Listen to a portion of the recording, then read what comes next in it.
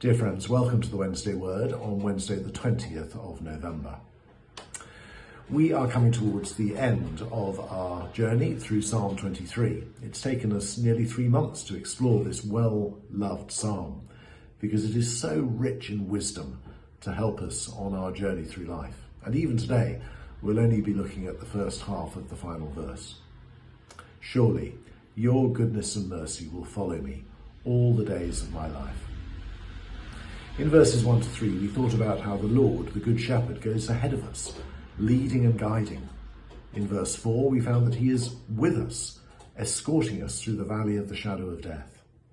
In verse 5, he is beside us, hosting us at a magnificent banquet. Now in the final verse of the psalm, he's behind us, following us with his goodness and mercy.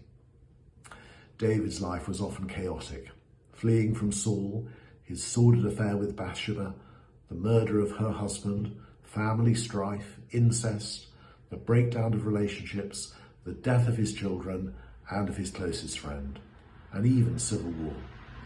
We must not underestimate the devastation that marked much of David's life. But despite of it all, David could still say as he looked back, "Surely your goodness and mercy will follow me all the days of my life." The word surely could be translated as only. As David reflected on his life, he saw only God's goodness and mercy following him, despite all the sins and tragedies that he endured. Can that really be true? It is often difficult to perceive God's goodness and mercy when we are in the midst of the raw, brutal realities of life: death, illness, abuse, injury, infertility, or grief. In the depths of the valley of the shadow of death, goodness and mercy are nowhere to be seen. Only bewilderment and perplexity follow us.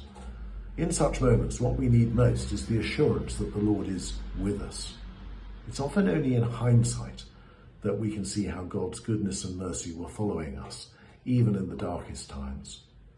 And if you cannot see that yet, it may mean that you are still in the valley, and you just need to know that the Lord is with you. Don't feel guilty for not recognizing his goodness and mercy. Dr. Helen Roseveare, a medical missionary in the Belgian Congo, was brutally attacked and beaten in the midst of the Congolese Civil War in 1964. She later wrote of her experience. "On that dreadful night, beaten and bruised, terrified, tormented and utterly alone, I had felt at last God had failed me. Surely he could have stepped in earlier. Surely things need not have gone that far.